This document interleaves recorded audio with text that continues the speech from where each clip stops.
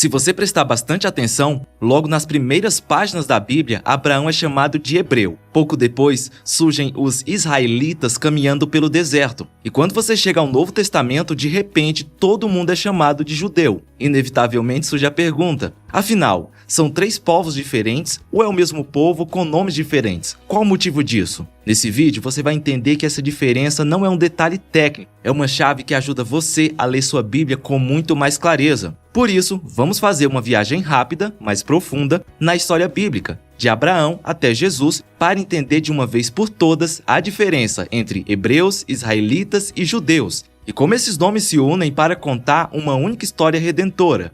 Hebreus. A primeira vez que esse nome aparece na Bíblia está em Gênesis 14:13. Veio, porém, um que escapara e o contou a Abrão, o hebreu. Mas por que esse texto faz questão de chamá-lo assim? Bem, o termo hebreu vem do hebraico ivre, provavelmente relacionado à raiz avar, que significa atravessar, passar para o outro lado. E esse significado não é por acaso, ele combina perfeitamente com a jornada de Abraão. Abraão é literalmente o homem que atravessa. Ele saiu de Ur dos Caldeus, deixando para trás sua terra natal. Ele abandonou um ambiente de idolatria, onde se cultuavam muitos deuses. Ele cruzou o rio Eufrates, movimento importante para qualquer viajante da época, e entrou em uma nova vida moldada pela aliança com Deus vivo, um chamado que mudou não só sua história, como a história do mundo inteiro. Ser hebreu, portanto, não começa com uma categoria étnica, é um marco identitário, um rótulo que descrevia a experiência de quem deixou o velho mundo para trás e passou a caminhar com Deus. Mas com o passar do tempo, esse título ganhou outra camada.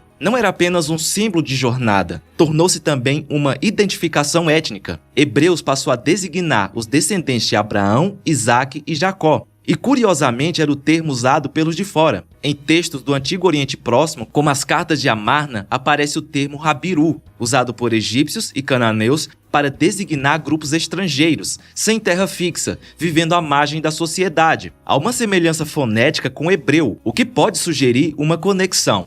Israelitas. Agora chegamos a Jacó, o neto de Abraão. Ele não é apenas mais um personagem bíblico, ele é uma ponte entre promessas antigas e a formação concreta de um povo. E é no episódio dramaticamente narrado em Gênesis 32 que tudo muda. Ali, à beira do encontro com Esaú, carregando medo, culpa e expectativa, Jacó passa a noite lutando com um ser misterioso, descrito como um homem, mas que fala e age como Deus. No auge dessa luta, vem a declaração que muda tudo. Teu nome não será mais Jacó, mas Israel. Esse momento não é apenas uma troca de nome, é uma reinauguração de identidade. Jacó, o suplantador, o que agiu com astúcia para conquistar bênção e primogenitura, agora se torna Israel, aquele que luta com Deus, ou aquele que prevalece. A ideia é simples e profunda. Depois de ser transformado por Deus, ele se torna o nome que define uma nação inteira. A partir daí, os descendentes de Jacó passam a ser israelitas, organizado em 12 tribos, cada um representando uma parte da família ampliada. Uma nação constituída por Deus, resgatada do Egito, conduzida pelo deserto e reunida no Sinai para receber a lei. Enquanto o termo hebreu aponta para a origem, a travessia de Abraão, sua ruptura com o passado e seu novo caminho com Deus, o termo israelita aponta para a estrutura. É o povo organizado, com identidade nacional, sistema jurídico, sacerdócio, território prometido e uma missão clara na história da redenção. É por isso que praticamente todo o Antigo Testamento, de Êxodo a 2 Reis, usa continuamente a expressão os filhos de Israel. Mas a história avança e com ela vem uma das maiores rupturas políticas e espirituais de Israel. Depois da morte de Salomão, o reino reunido tão sonhado por Davi se quebra ao meio. O reino do norte, Israel, composto por 10 tribos, com capital alternando entre Siquém, Tisa e finalmente Samaria. Ele mantém o nome Israel, mas com um problema. Rompe com o templo. O rei Jeroboão cria seus próprios centros de adoração e instala bezerros de ouro em Dan e Betel, afastando o povo da adoração legítima. O Reino do Sul é composto por Judá, Benjamim e muitos levitas que migram para Jerusalém para continuar servindo no templo. Aqui permanecem a linhagem davídica e principalmente o culto no lugar que Deus escolheu. É nesse cenário turbulento que surge a semente do terceiro termo.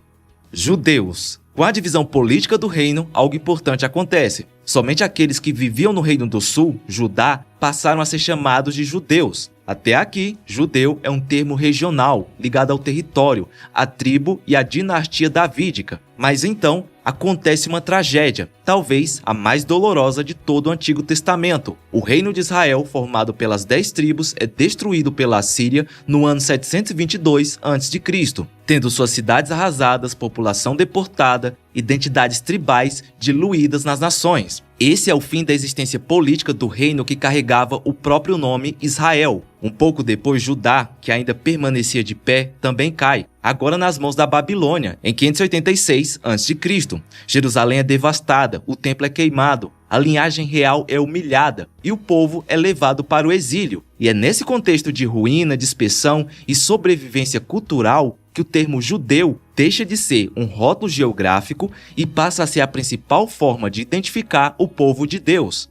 Mas por quê? Porque a maioria dos sobreviventes do desastre nacional pertencia à tribo de Judá, porque esse era o último reino ainda reconhecido antes do colapso. Logo, seu nome se torna referência para todos, porque foi especialmente entre os judeus que a Torá, a fé monoteísta, a circuncisão e todas as tradições do pacto foram guardadas com rigor no exílio. E porque a identidade Israel, enquanto nação organizada, havia sido politicamente desfeita. Não existia mais um reino com esse nome. Assim, quando chega o período do retorno, algo significativo acontece.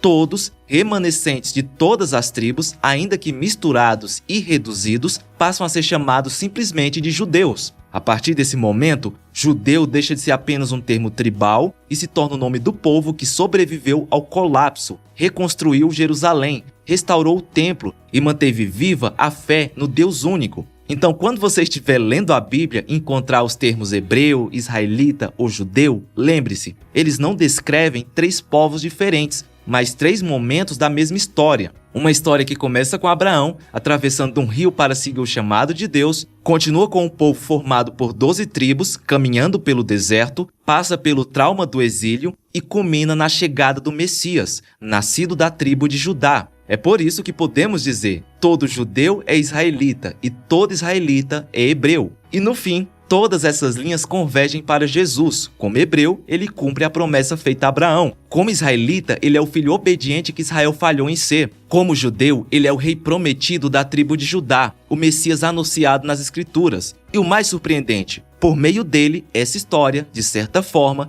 também passa a ser a sua. É por isso que Paulo diz, se vocês estão em Cristo, são descendência de Abraão.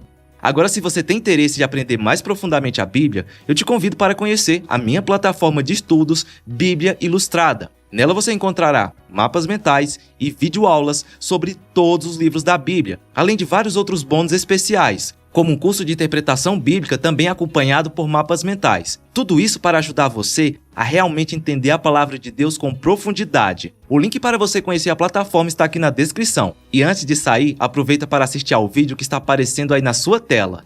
Fica na paz e até a próxima!